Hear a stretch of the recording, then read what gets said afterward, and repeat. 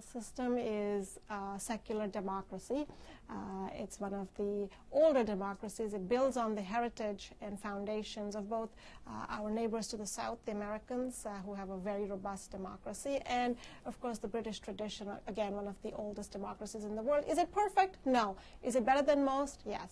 I want to make one point is that when it comes to visible minority representation, I do feel that some political parties in Ontario are doing better than others. And I do believe that when it comes to diversity representation, some political parties are doing better than others in Ontario, and I have the hard numbers to back that up. For instance, the NDP has 17 seats in Ontario, but there's only one person of visible minority background. The Progressive Conservatives have 36 seats in Ontario. Not even a single one of those 36 is a visible minority. Meanwhile, the Liberals, who have 53 seats, we have 11 people of visible minority heritage in the party. It just goes to show you how different each political party can be. So I do think that the political parties and their internal philosophies do make a difference, and you can see right here how well we at the Ontario Liberal Party are doing when it comes to diversity representation, and I'm really proud of that. I feel that what I mean by political engagement is that one of the beautiful things about Canadian democracy is that the right to run. Because in many democracies, the right to run is a very restricted right. So unless you have the right last name, you're somebody's son, you're somebody's daughter, it's very hard to break into politics. But in North America, in Canada and the United States, we have something called the nomination system, or the primaries, which means that anybody can go to the party and say, I want to be the candidate. And the party says, show me you have the support. So you go and run in what in the US is called a primary, and in Canada is called a nomination. It's an open process, so anybody can put their name in, and whoever wins this nomination becomes the candidate. Now, it's not easy to win the nomination, but my point is that the process is there for any Canadian, new, old, long-time Canadian, young Canadian, anybody who feels passionately and strongly about getting involved in politics. There is a process available, but we have to make sure we use it and we learn to use it effectively. Election reform, what there is a need for is greater engagement by new Canadians, because as you will see, South Asians, for instance, are quite well represented, and that's because they are very politically engaged.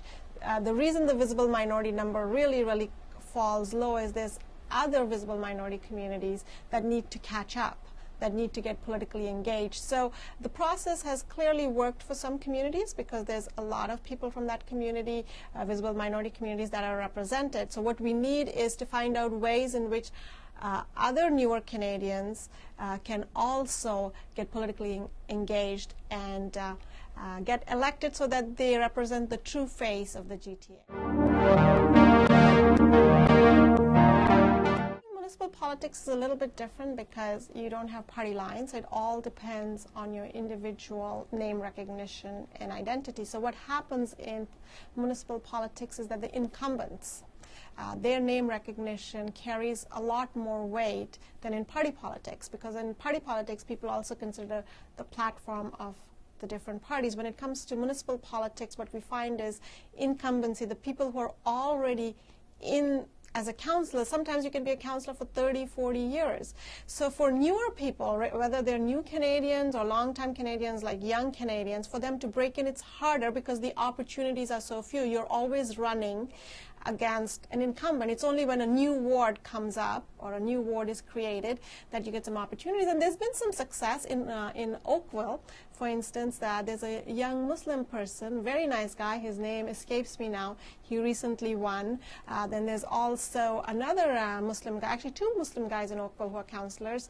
The other is Max Khan. So clearly, it's not easy, but it can be done. There's Vicky Dillon in Brampton. It's a little bit harder because of the lack of party politics, but again, it's about being there. And the one caution I would give is that sometimes everybody, but sometimes new Canadians in particular, tend to say, well, I'm going to run because I have a large community here. But, you know, to really win, I think the secret ingredient is you want to reach out to everybody, not just your community, and that will help you win, I think. I'm a big believer that, you know, an elected representative in a multicultural society represents everybody. So you don't represent any one community. I certainly don't feel like I represent any one community. I represent every single person who lives in Mississauga East-Cooksville, and that's been my strategy in an election as well, is to reach out to every single person in the riding, and I feel that is the fair way to do it. That is how you build a nation. You build a nation by bringing people together. Canadians are like any other people in the world. There are some new Canadians who are very engaged in the political process, and there are some new Canadians who do not have much interest in the political process, and that sort of reflects, Canada. There's a lot of long-time Canadians in Canada who are very interested in politics, but there's just as many long-time Canadians who do not have much interest in politics. The one difference could be that when you're really, really new and you're struggling to settle in and survive, clearly politics may not be a priority.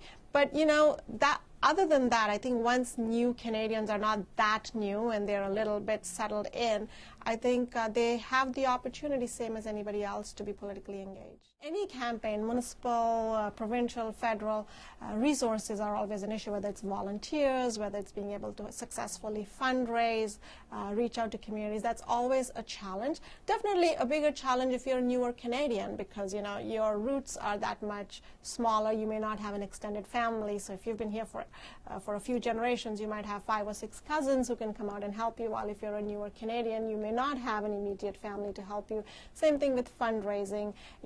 The size of your network is going to differ if you're a new Canadian or a long-time Canadian. And that's why I want to go back to my point that, let's wait for that second generation of visible minorities to start coming up into leadership positions, and then I think we'll have greater success in all fields.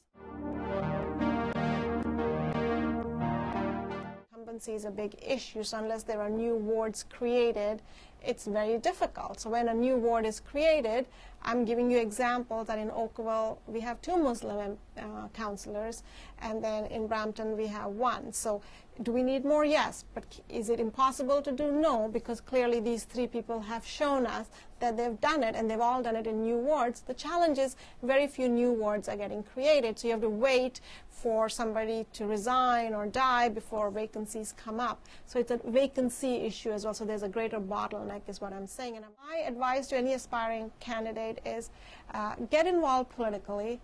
Show patience. A lot of people get in there for 2 years and then they want to run. But it's like anything else, like wanting to become the CEO of a company. It takes 20 years. So if you start in university to get politically engaged, you might be 40, 45. If you're lucky, maybe much earlier to become, a politician. But I think the biggest thing I'm going to say, the biggest advice I'm going to say to anybody who wants to get into politics is, don't get into politics to be somebody. Get into politics to do something. That is very, very important. And you have to ask yourself that honest question. Why am I becoming a politician? Because if it is to become somebody, all I'm going to say is you will be very disappointed, you will be very frustrated, and you will not be effective. But if you're getting into politics to do something that's passionate, that you're passionate about, something that fuels you, and you feel that the only way you can get there is through politics, then I encourage you, do it for the right reasons, put in your time,